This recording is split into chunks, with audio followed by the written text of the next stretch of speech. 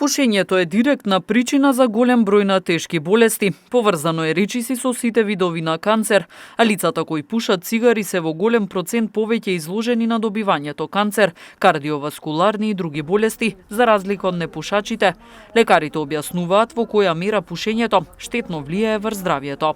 Пушењето представува една од најголемите ризик причини за смрт и за заболувањата во медицината, и Светската здравствена организација објави дека половина скоро од пушачите умираат од некои болести што се директно поврзани од пушењето.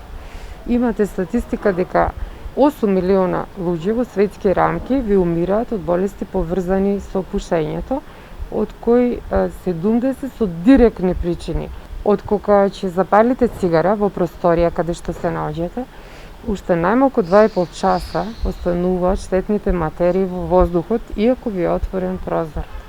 Тоа ви е аглерод, моноксид, катрани, канцерогени, други материи, кои се состојат преку 4000 имате, од кои 250 докажано дека се штетни. Ракот на плуќето, на белите дробови, директно предизвикан во корелација со пушењето.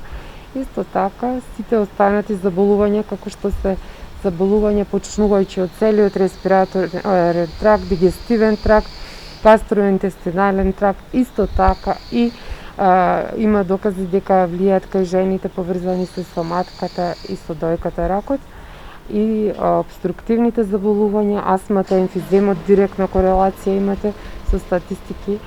Исто така би посочила дека кај жените што пушат најмалку 20 цигари и повеќе дневно, се јавуваат огромни шанси да постои неплодност и екстраутерини бременности. И оние кои се наоѓаат во затворена просторија каде што се пуши и се така наречени пасивни пушачи, исто така страдаат од последици. Придобивките од откажувањето од пушење цигари пак се огромни, велат лекарите.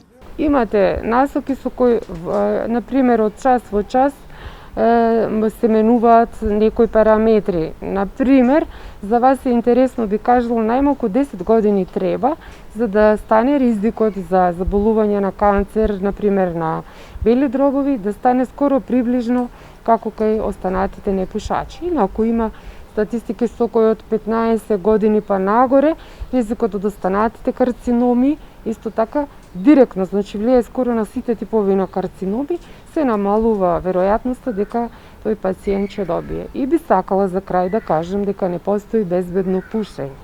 Дали сте слушнале дека некој кажува дека знаете јас не пушам многу, 1, 2, 5 цигариња, значи такво безбедно пушење не постои. Ја загадува својата околина, околината на своите најмили, посебно во домовите, во затворените простори, да се размислува, значи на ниво на престанување на пушењето. Постојат многу мерки со кои светот се бори против пушењето. Лекарите велат дека сите лица кои размислуваат за откажување од пушењето може да се консултираат со својот матичен лекар, кој може да ги информира за различни техники и методи со кои ќе успеат да ги остават цигарите и да го подобрат своето здравје. Инаку 31 мај се одбележува како Светски ден без тутун.